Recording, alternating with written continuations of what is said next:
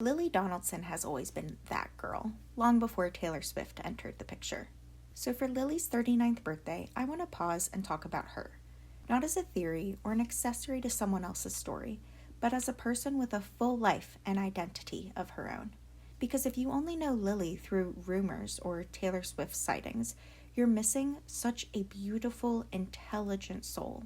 Someone who has always been more than a face in the crowd. Lily was born on January 27, 1987 in Hackney, London, and raised in Kentish Town by her mother Tiffany and her father Matthew. She is the eldest daughter with one younger sister and later 3 half-siblings. When she was 16, her parents divorced. The same year, she was scouted as a model while shopping in Camden Market. At the time, she wasn't trying to break into fashion. She was more interested in art, horses, and figuring out what she wanted her life to look like. Modeling wasn't something she chased. It was something that happened to her. She attended Camden School for Girls, a school known for its academic rigor and emphasis on independence and critical thinking. She's described herself as a class clown in school, playful in familiar environments, but still introverted by nature. Growing up in Camden mattered. It's a place where different cultures, styles, and communities collide. Markets, music, fashion, and subcultures exist side by side. That environment likely shaped her appreciation for different ways of living, something we can see later in her love of travel and comfort moving through global spaces.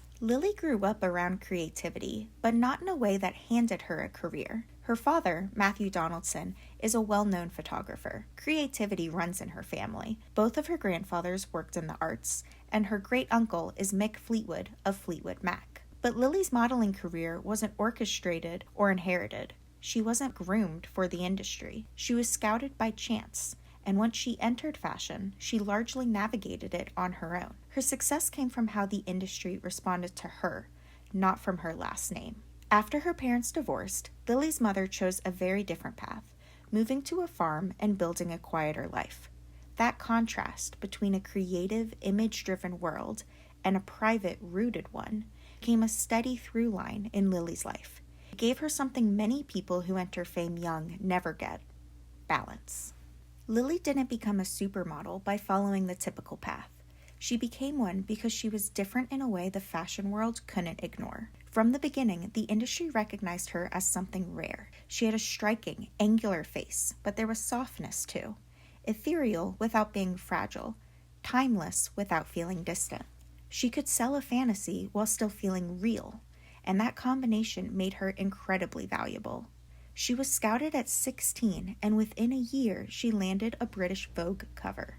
That's not just good luck.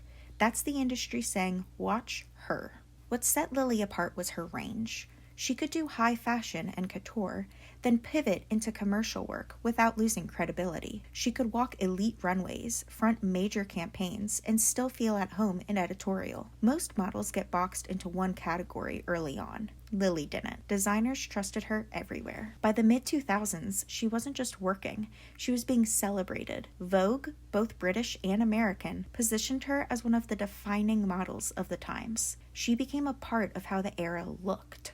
That status was cemented in 2012 when Lily was chosen to take part in the London Olympic closing ceremony alongside other supermodels like Kate Moss and Naomi Campbell, a moment meant to showcase British fashion at its highest level. And that same moment was later memorialized in British Vogue's Midas Touch photo shoot. That's a legacy. At the same time, Lily crossed into mainstream visibility through the Victoria's Secret fashion shows. She walked in 6 seasons, becoming one of the few high fashion models who could move between couture and a global commercial stage without diluting her image. Despite how visible her career became, Lily has always been a bit shy, especially in interviews. She once explained that walking a runway, even in lingerie in front of millions, felt easier than talking about herself, because on the catwalk, you're not showcasing yourself. You're putting something on. It's armor. That separation between performance and self is key to understanding Lily. She mastered visibility without confusing it for identity. And as fashion and celebrity shifted towards constant access, Lily began to draw firmer boundaries. By 2016 and 2017, Lily was at a level most models only dream of. She was established, connected, and still in high demand, but then she started to fade. Not because she was forced out, but because she chose to step away. After a few campaigns in 2017, Lily traveled to South Sudan with the International Medical Corps. This wasn't a red carpet charity moment. It was real work in real conditions.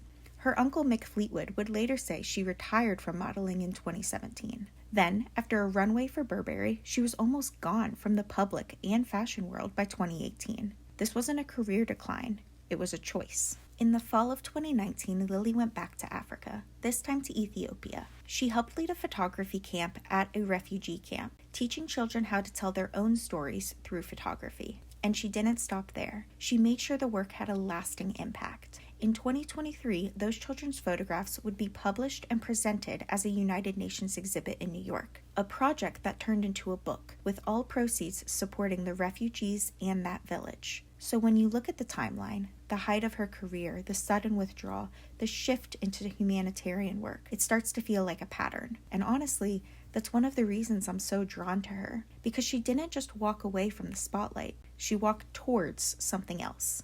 Talk about a dream girl. That was a lot. Let's recap. Lily's career was fast, iconic, and unmistakable. Then she made a choice that most people in her position wouldn't have the courage to make. Most people chase fame. Lily walked away from it.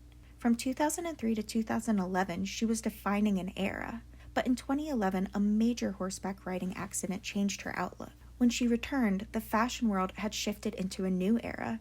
Constant online visibility, nonstop access, and the expectation that your whole life becomes content. Lily refused. She stayed private. She still showed up for major moments like the Met Gala and Cannes Film Festival, but she didn't turn her life into a brand. She lived, she dated, she had relationships, including a brief 2015 connection with Rihanna, but she never used her love life as a public storyline. And then, around the time we believe she and Taylor began their relationship, she did it again. She stepped even further back. By 2018, she was almost entirely gone.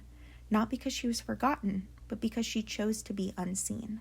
So when she returned in 2021, it didn't feel like a comeback. It felt like a decision. From 2021 on, Lily's public life becomes deliberate.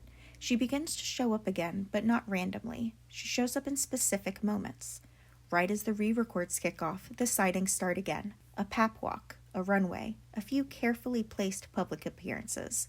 Then she disappears again, just to return April 29th, and then disappear again for over a year. In October 2023, she reappears for the United Nations exhibit.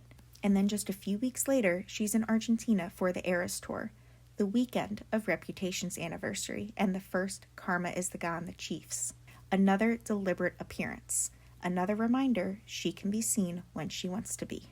In 2024, Vogue tries to frame her return as a comeback, but the reality is Lily simply decides when to show up. Even in 2025, she's only seen a handful of times. Her online presence becomes noticeably more egg-like, but it still doesn't feel like a full reveal. It feels like a choice. And that's the most Lily thing of all. Because if you look at her entire career, the story isn't about her celebrity. It's about the way she always remained in control of her own life. She didn't chase the spotlight. She chose when to step into it. She didn't let fame define her. She kept her life private, her values intact, and her heart open. And that's what makes her so rare. Not the fashion, not the fame, the choice. A woman who can walk the world's biggest runways and still keep her life to herself. Happy 39th birthday, Lily. If you're watching this, I hope you're living exactly how you want to, peacefully above it all.